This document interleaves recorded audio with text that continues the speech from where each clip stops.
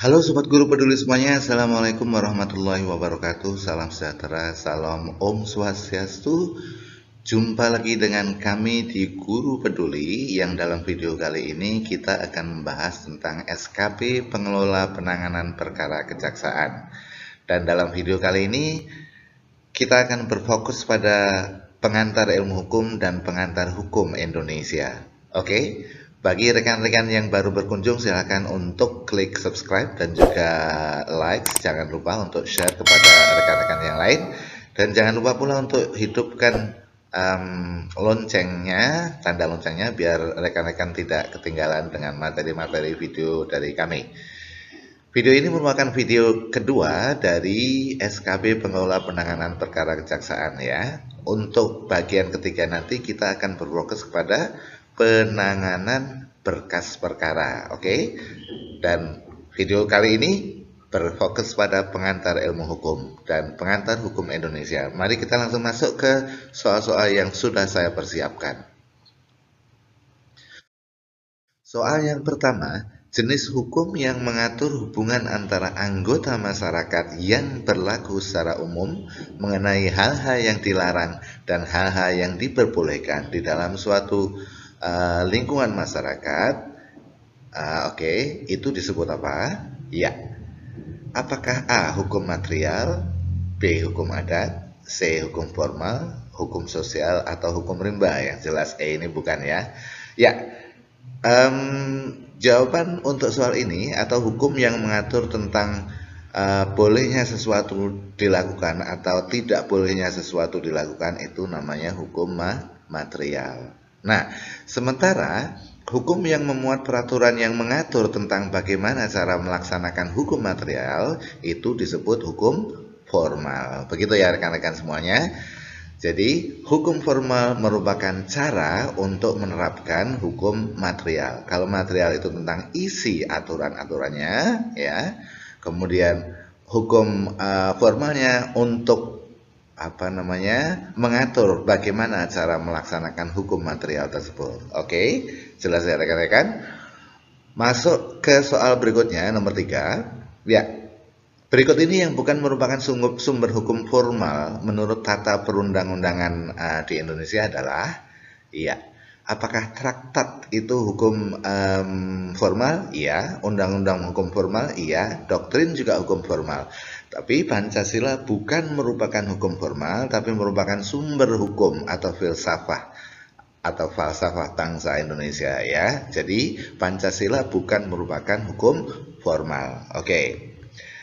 Rekan-rekan tahu ya, traktat itu apa? Traktat itu adalah hukum yang lahir karena perjanjian antara dua negara atau lebih. Makanya ada traktat bilateral, ada juga traktat multilateral. Seperti contohnya misalnya PBB itu merupakan traktat multilateral. Oke. Ya, berikutnya. Kalau doktrin itu adalah ajaran atau pendapat ahli hukum yang digunakan menjadi hukum ya, itu namanya doktrin. Kalau undang-undang rekan-rekan tahu ya, banyak kita punya undang-undang. Undang-undang adalah hukum yang dibuat oleh lembaga pemerintahan yang sah gitu ya. Oke. Ya, berikutnya hukum yang dibuat oleh lembaga resmi suatu negara. Nah, ini tadi sudah saya jawab, namanya apa? Undang-undang. Oke. Berikutnya soal nomor 5. Oke, seluruh komponen hukum, sistem hukum nasional artinya adalah apa? Seluruh komponen hukum yang berbeda-beda ya, tapi saling bekerja sama untuk mewujudkan tujuan. Ada misalnya peraturan perundang-undangan tentang tentang pengelolaan sumber daya alam di suatu daerah ya, itu. Kemudian ada peraturan pendidikan, peraturan tentang atau undang-undang tentang rekrutmen CPNS, itu semuanya memiliki tujuan yang sama. Oke. Tapi berbeda-beda dalam sektornya gitu ya. Oke. Ya, ada sektor pendidikan, ada sektor pertanian, sektor perekonomian, itulah yang berbeda-beda. Tapi tujuannya sama, yaitu untuk menegakkan ketertiban masyarakat di Indonesia gitu ya, termasuk mencapai tujuan berdirinya bangsa Indonesia. Oke, nomor 6, substansi hukum, aspek-aspek prosedural, pihak-pihak yang berproses dalam suatu peradilan guna mewujudkan keadilan hukum disebut apa? Ya, ini disebut sistem peradilan. Ya, ini ada kata kuncinya peradilan gitu ya. Oke. Oke, soal nomor 7. Oh, sebelum saya lanjutkan ke soal nomor 7, buat rekan-rekan yang masih berkeinginan untuk ikut bimbel SKP P3 ini ya, pengelola penanganan perkara, silahkan langsung daftar atau hubungi ke sini ya, ke nomor ini. Dengan fasilitas, tolong nggak usah ditanyakan lagi, fasilitasnya adalah 5 kali kelas online melalui Zoom atau Google Meet juga bisa, oke.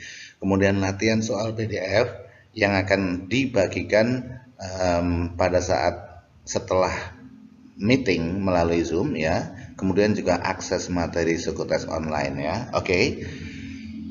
Ya. Berikutnya kita lanjutkan. Oh sorry, ini tadi biayanya hanya 350.000 rupiah ya. Ya. Oke, berikutnya soal nomor 7, jaksa dalam pengadilan melimpahkan berkas-berkas hasil penyidikan kepada pengadilan. Proses pelimpahan ini disebut dalam sistem peradilan disebut apa? Disebut penuntutan. Karena tugas jaksa itu adalah mewakili pemerintah untuk melakukan penuntutan terhadap pelaku pidana atau perdata juga ya. Oke, berikutnya soal nomor 8. Hukum yang mengatur hubungan timbal balik antara warga negara dengan negara dan alat-alat perlengkapan negara disebut hukum apa? Ya, ini ada timbal balik antara warga negara dan dengan negara dan alat-alat perlengkapan negara. Ini disebut hukum sipil atau hukum publik ya. Oke, ya. Berikutnya, prinsip hukum yang menegaskan bahwa suatu tindakan hanya bisa dikenai hukum pidana jika tindakan tersebut telah secara jelas diatur sebagai perbuatan pidana dalam perundang-undangan yang berlaku sebelum tindakan dilakukan. Itu merupakan asas apa? Integritas, formalitas, legalitas, atau objektivitas. Ya, di sini ya disebut namanya asas legalitas. Asas legalitas itu adalah asas hukum. Artinya, suatu perbuatan tidak bisa dianggap melanggar hukum jika belum ada undang-undang atau hukum yang mengatur sebelum dilakukan tindakan tersebut. Misalnya ya, sampai saat ini belum ada tindakan yang menyatakan merokok adalah tindakan pidana. Jadi tidak bisa dikenakan tindakan hukum, gitu ya, rekan-rekan semuanya. Kemudian soal nomor 10, hukum yang mengatur hubungan antara individu saya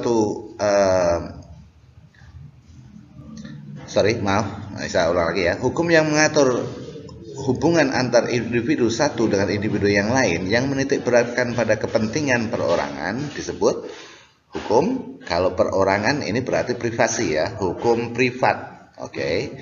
Ya. Berikutnya soal nomor 11, berkas administrasi yang memuat analisis perkara yang diterima dari unit penindakan atau instansi lain untuk ditentukan dapat tidaknya perkara diterima, itu namanya adalah lembar penelitian formal. Oke, ini yang membuat adalah kejaksaan ya. Oke. Kemudian soal nomor 12, berapa lama proses penelitian pendahuluan untuk menentukan ada tidaknya pelanggaran atas penerimaan perkara sejak diterima laporan pelanggaran tersebut? Ya, masa waktunya adalah 5 kali 24 jam atau 5 hari. Oke. Berikutnya soal nomor 13, pendapat para ahli hukum atau sarjana hukum yang terkemuka yang dijadikan oleh hakim sebagai sumber hukum itu disebut apa tadi? Sudah saya sebut ya, doktrin. Oke. Kemudian soal nomor 14, perjanjian hukum antar dua negara atau lebih dapat menimbulkan sumber hukum yang disebut apa tadi? Iya, disebut doktrin. Oke. Kalau jurisprudensi itu apa? Jurisprudensi itu adalah keputusan hakim yang terdahulu ya, yang digunakan oleh hakim sekarang dan yang akan datang untuk mengambil suatu keputusan gitu ya, atau dicontoh begitu. Oke, berikutnya soal nomor 15. Di bawah ini merupakan kegiatan penelitian yang dilakukan secara formal sebagai pendahuluan atas perkara yang diterima, kecuali ya. Oke, kecuali yang mana ini? Kecuali yang A, analisis dan rekomendasi perkara pelanggaran. Nah, ini kata kuncinya pendahuluan ya. Kalau pendahuluan itu penelitiannya hanya meneliti pelanggaran yang terjadi meliputi apa jenis, waktu, tempat, dan pihak yang diduga melakukan pelanggaran gitu ya. Kemudian kelengkapan barang bukti, penindakan, dan dokumen terkait, saksi-saksi dan pelaku, ini yang langkah-langkah awalnya ya, atau penelitian pendahuluan. Sementara kalau ini sudah bukan di pendahuluan lagi ya. Oke, ini sudah di penuntutan. Oke, berikutnya soal nomor 16. Berkas administrasi yang memuat hasil analisis dan rekomendasi perkara pelanggaran pidana atau administrasi yang diterbitkan oleh unit penyidikan itu disebut namanya lembar resume penelitian. Oke, jelas ya rekan-rekan? Nah, untuk lebih jelasnya rekan-rekan bisa ikut ke bimbel kami ya, hubungi nomor telepon yang tadi sudah saya sebutkan. Oke. Terima kasih atas perhatiannya. Thanks for watching. Semoga video ini bermanfaat buat rekan-rekan semuanya, dan jangan lupa video berikutnya kita akan membahas tentang pengelolaan berkas perkara atau file berkas perkara ya. Oke, ini sedikit lebih kepada kearsipan gitu ya. Oke, ya. Thanks for watching. Sampai ketemu di video berikutnya. Wassalamualaikum warahmatullahi wabarakatuh. Salam sejahtera. Om Swastiastu.